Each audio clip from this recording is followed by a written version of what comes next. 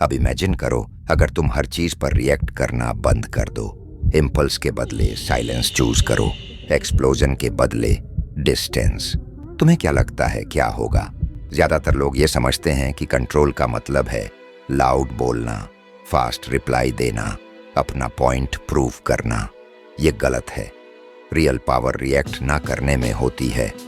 जब तुम हर चीज का तुरंत रिस्पॉन्स देते हो, तुम प्रेडिक्टेबल हो जाते हो, और जो प्रेडिक्टेबल होता है उसे कंट्रोल किया जा सकता है।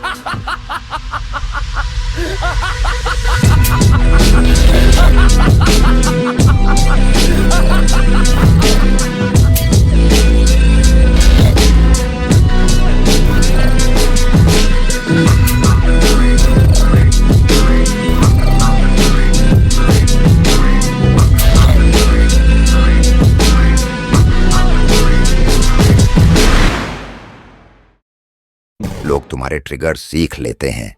लोग जानते हैं कैसे तुम्हें प्रोवोक करना है, कैसे तुम्हारा अटेंशन जब चाहे तब खींचना है। पर जिस दिन तुम रिएक्ट करना बंद कर देते हो, पैटर्न टूट जाता है। और जो लोग सोचते थे कि वो तुम्हें जानते हैं, उन्हें एक अनकंफर्टेबल सच समझ आता है। उन्होंने तुम्हें कभी जाना ही नहीं था। ये वो सच है जिससे ज्यादातर लोग बचना चाहते हैं। लोग तुमसे कनेक्ट नहीं होते तुम्हारे असली होने की वजह से। लोग तुमसे कनेक्ट होते हैं तुम्हारी अवेलेबिलिटी की वजह से।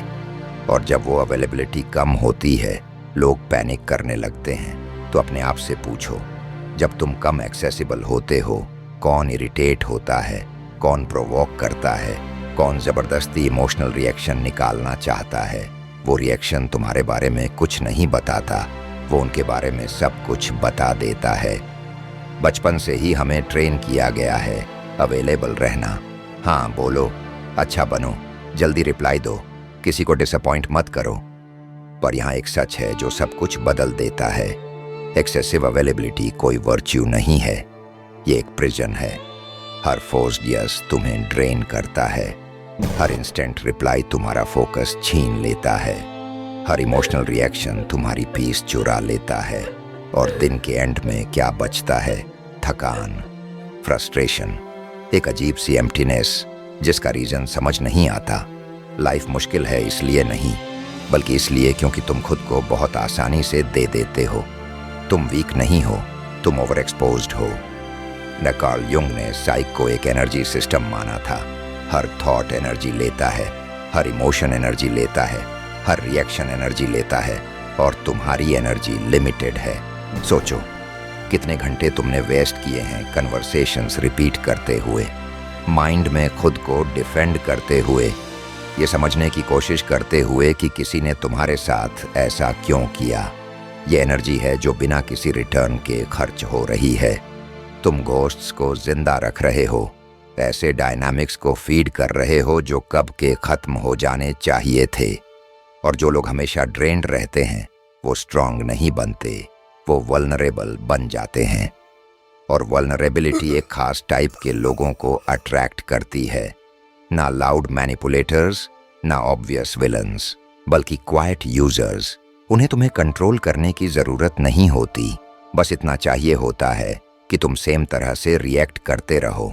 वो सेम इमोशनल बटन्स प्रेस करते हैं और तुम रिस्पॉन्स दे देते हो हर बार।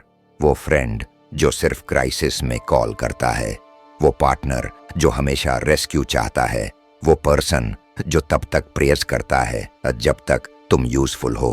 वो तुमसे कनेक्ट नहीं कर रहे, वो उस रोल से कनेक्ट कर रहे हैं जो तुम प्ले करते हो।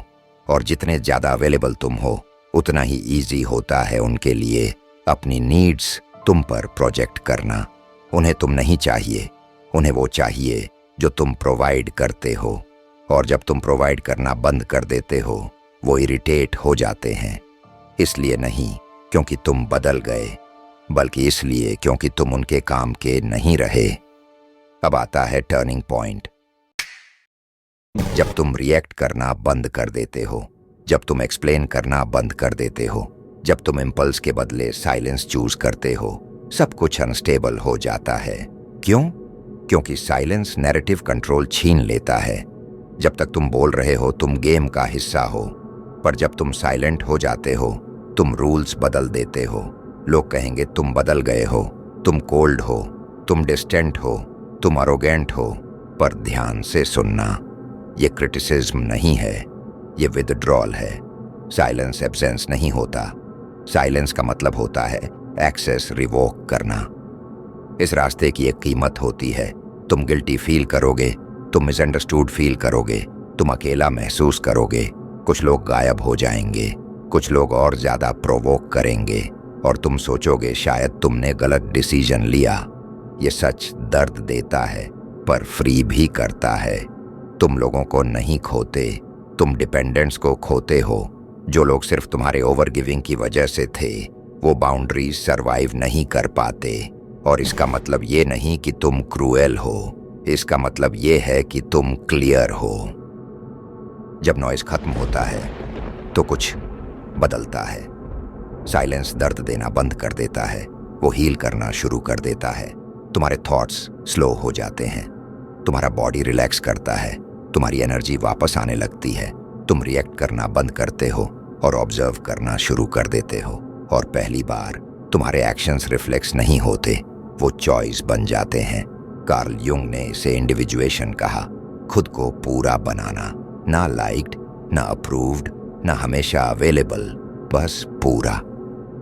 अब तुम्हें खुद को एक्सप्लेन करने की जरूरत नहीं पड़ती, एक्सेप्टेंस के लिए परफॉर्म करने की जरूरत नहीं पड़ती, एग्जॉशन के थ्रू अपनी वैल्यू प्रूव करने की जरूरत नहीं पड़ती। तुम एक चीज समझने लगते हो जो ज्यादातर लोग कभी नहीं समझ पाते। हर सेंटेंस एक एनर्जी इन्वेस्टमेंट है, और हर कोई तुम्हारी ट्रुथ का एक्सेस डिजर्व नहीं करता। कभी कभी साइलेंस रिट्रीट नहीं होता, वो सॉवरेंटी होता है। अनवेलेबल होना तुम्हें कोल्ड नहीं बनाता, वो तुम्हें अलाइंड बनाता है। तुम दुनिया से गायब नहीं होते, तुम खुद के पास वापस आते हो। और जब तुम ऐसा करते हो, सब कुछ बदल जाता है। तुम कभी भी सबके लिए अवेलेबल होने के लिए बने ही नहीं थे, तुम बने थे खुद के लिए लॉयल रहने के लिए। और ये तब शुरू होता है जब तुम रिएक्ट करना बंद कर देते हो।